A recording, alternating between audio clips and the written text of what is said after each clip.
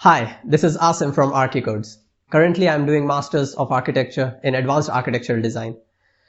Today, we are starting a series where I'll be talking about one of my projects that is currently ongoing in the subject of performative building skins. For today's lecture, we will look into how I create the building and how I've created the panels all over the building and how by just click of a button, we can change those panels. So I'll be explaining how I've created the framework. So let's get into it.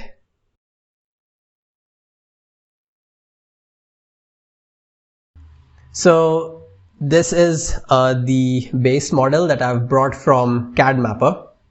This part is of course the Grasshopper part which I have started. Originally it was just a flat building which looks like this. So the subject is performative building skins. So I was supposed to design a facade for this building that responds to sunlight, solar radiation, and also looks into the wind aspect of the building. Firstly, I had to create a model for that building and I have created it. Let's first hide all of this. And I've put everything in layers. Of course, in CAD Mapper, we get all the layers pre-made. So let me just quickly turn it off. Yeah. And I'll hide this because this will come later, I guess. So I had to remake the model. So I've taken the base outline of the building, extruded the lines, and then created window panels in it. So initially the problem was that in CAD Mapper the lines are jagged, as you can see here. Sorry, let me turn this off. The lines are jagged, which means it's like a polyline. It's not a smooth line. It's not a smooth curve.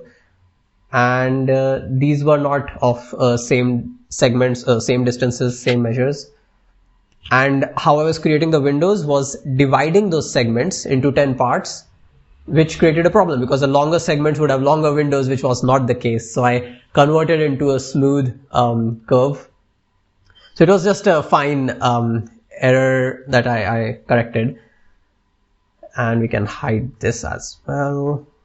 So here we can see that the height of the building is 45 meters. 3.5 is the height of the floor. So if we divide it, we get the integer that would be the number of floors, which we can then use for the later part of the script. And I've taken integer because we want the rounded off floor number. So you see, I am not doing number of floors multiplied by height of one floor, but the other way around. Okay, so after that, now we have to divide the building parts, the window part, the ventilator part, and then the slab part. So there are 3 strips that are recurring throughout the floors. I'll show you the image.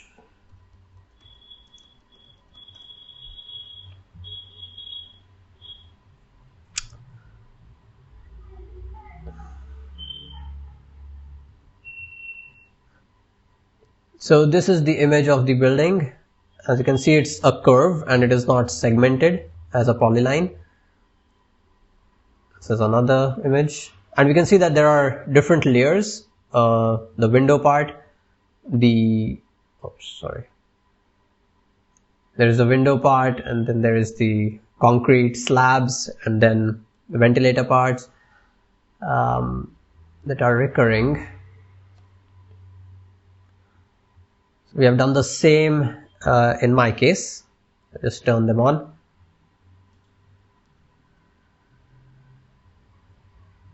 I have used a gene pool to create a multiple slider. So at every 0 level of every floor, we've got one line. Then 1 meter above, we've got the slab.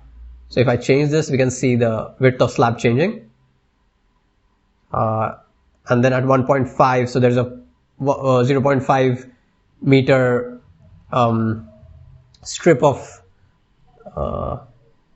glass, dark colored glass, which divides the whole into 3 parts. And I parametricized it, so it's all in your hands how you have to change it. And how I've done this is it's a bit complicated. So we've got these series that are divided into 0, 1 and 1.5. They are moving up, multiplied by the number of floors. And then I have to weave it, because now I have to, so these are just the lines. If I show you, what are these? So yeah, these are just the lines. Now I have to loft these lines to create panels that are of the different colors, you know. So I split the list into two parts, then I split the list again into two parts, which gives me all the different curves. The lowest one, the 1 meter above and the 1.5 meter above. And then I loft each of them. So 1 to 1.5, I weave it, I loft it, and I get this. Then there is 1 to 1.5, I weave it, and then I loft it. Similarly, the third iteration would be, you know, complete. The third iteration, I had to connect one layer with the previous floor, so I had to shift the list and then weave it so that I can get this loft. It took me a lot of time to figure this out, and now because I was taking one floor previous to the next one, I got an extra lofted layer which I had to delete it. So we use the cull index and the last one, and yeah, we get all these geometries.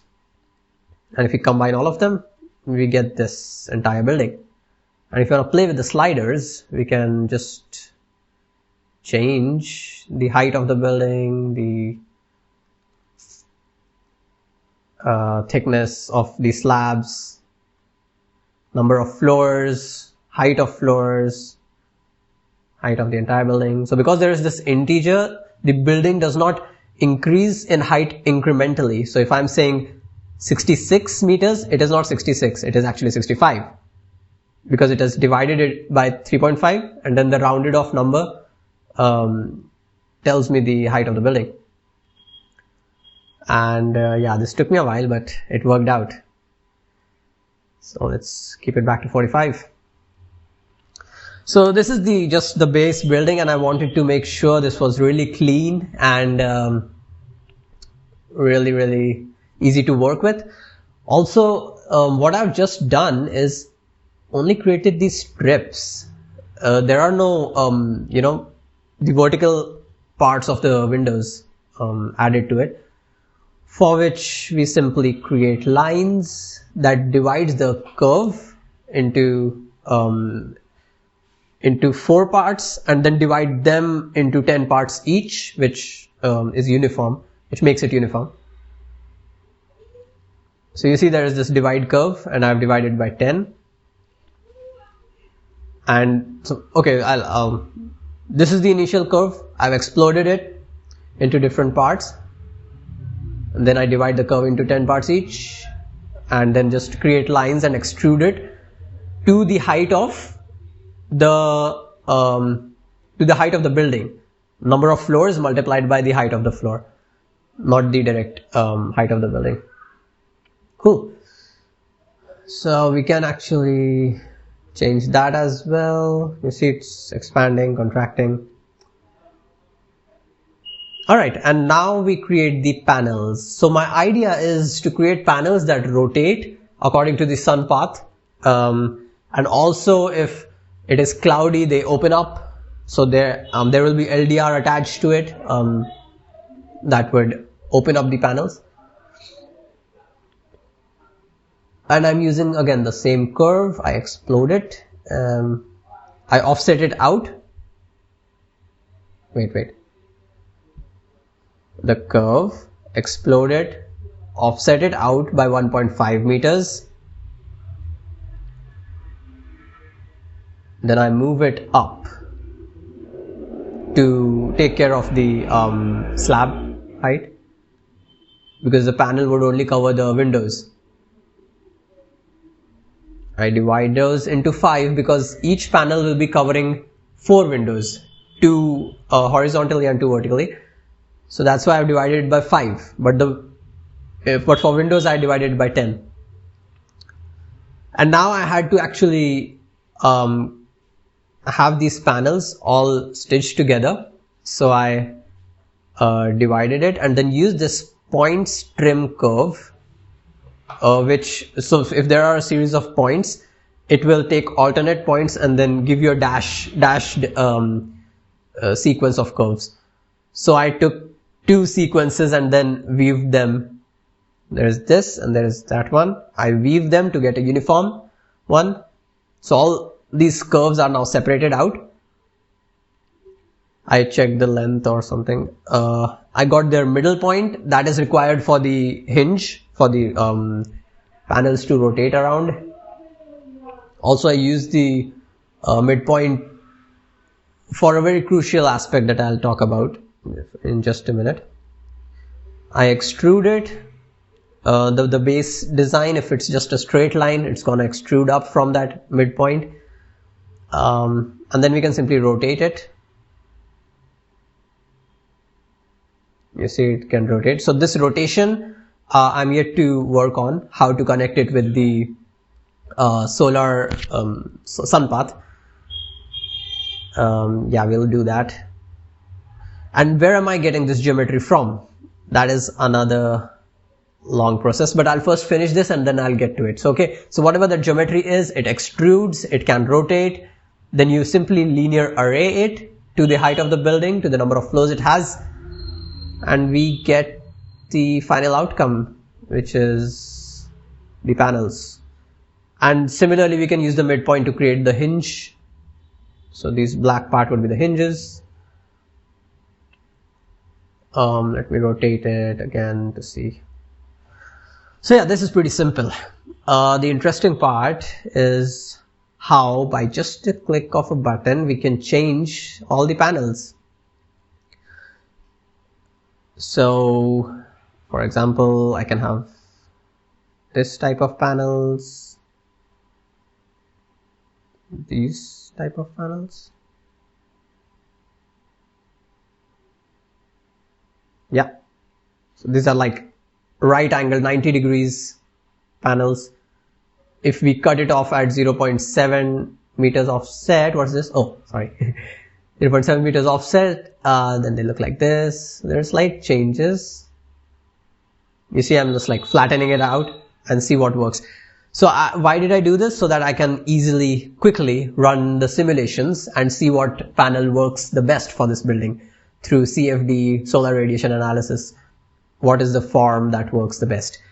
And these forms I've created here.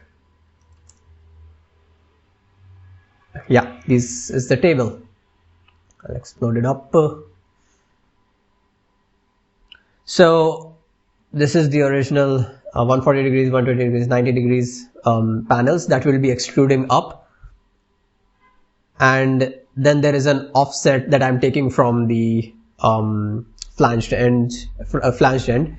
So 0.7 meters from here to here. If we cut it off and have a flat part, this is the new design. If we take the offset a bit less, then we get this. If it is even lesser, we get this for all this. So there is this matrix that is being created for one side. There is the offset and the other side there is the angle.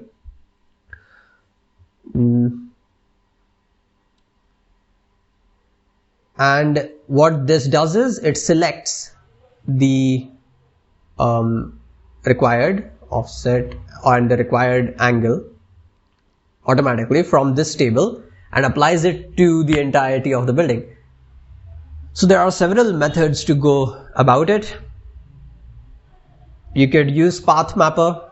I left it halfway through, but you can do it somehow. I was trying a Python script where I was trying to, I don't know, I forgot what I was trying to do, but according to some forum, I could use rg.polyline geometries and some weird stuff, difficult. But the eloquency of the code is that even after all that stuff, I spent like 3-4 hours on it. Just this equation, a is equal to 3 times y plus x, solved the problem. and it's very logical. What I first did is created this on Rhino manually. Then I put all of these geometries in a sequence. So if I click here, it should show up. Oh, right, sorry. So this geometry is 140 degrees. This one is 120. So the geometries are aligned according to the table. Okay. And you know that in Grasshopper, when we are connecting, like we are making these connections, a list is being prepared. You know, we are connecting it while pressing shift. A list is being prepared. And the sequence in which you are connecting, that is the sequence of the list, right? So here we've got 1, 2, 3, 4, 5, 6, 7, 8, 9, till 12. So I know the sequence. It starts from 1, 2, 3, 4, 5, 6. And similarly for the point, the pivot point, I did the same thing. You see, this pivot is for this one, this point is for this one. And this equation allows us to select the desired option through that value list checkbox. So A is the output, Y is the offset value. So Y into 3 means the value that is coming out from this value list will be put into Y, and the value coming out from this output will go into X. What is the output that come out of the value list is simply this. We double click on it and we can find this. So whatever I write here comes out in this part, and when I select it, the output would be whatever I write here on the right hand side. So I started off with 0. With no offset, the output would be 0. So let's just a second. So we put no offset, the output is 0, which means Y is equal to 0, which means this term is 0. So A is equal to X. What is X? 140 degrees. So the output is 0. So A is equal to 0 plus 0 is equal to 0, which means the first item will be selected, which is what we wanted. Similarly, if I select something complicated, let's say 0.5 and 120 degrees, 0.5 means 2. This line is going here. So Y is equal to 2, X is equal to 120 degrees, 1. 120 degrees, 120 degrees, 1. So Y is equal to 2, X is equal to 1. We put that in. Y is equal to 2 times 3, 6 plus 1 is equal to 7. So 1, 2, 3, 4, 5, 6, 7. So this geometry should be selected. And we've got exactly that one. 0.5 meter offset, 120 degrees, 1, 2, 3. Sorry, it starts with 0. So it will be 0, 1, 2, 3, 4, 5, 6, 7. So it should be the middle one of the entire matrix, which is this one. And that is true. 120 degrees, 0.5 offset. 120 degrees, 0.5 meter offset. So yeah, it took me a long while to figure this stupid little code. And you know what? What's beautiful is that you can simply exchange this. Like we can put Y into X and X into Y and simply change this equation to X times 4 plus Y, and you'll get the same result. So yes, this was an interesting exploration. So for the same, I did the same thing for points, put that data into the same code. Now the code gives me the item to select. So I put all of them into the list item, and simply the index, the number that would come out of this equation, would give me the desired outcome. So this one is for the panel, this one is for the pivot point. Both of this go into the move to point. So actually the Grasshopper is taking this exact extrusion and moving it from here to all the midpoints of my extrusions on my building. So yeah.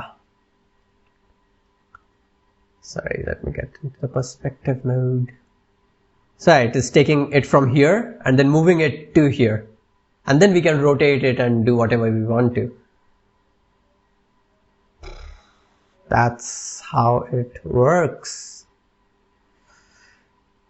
So yeah, and now next we will be looking at CFD analysis and if all of this actually is helpful in running the analysis, improves the testing process or not. We'll see all of that. But yeah, hope you enjoyed it and got to learn something new. Thank you.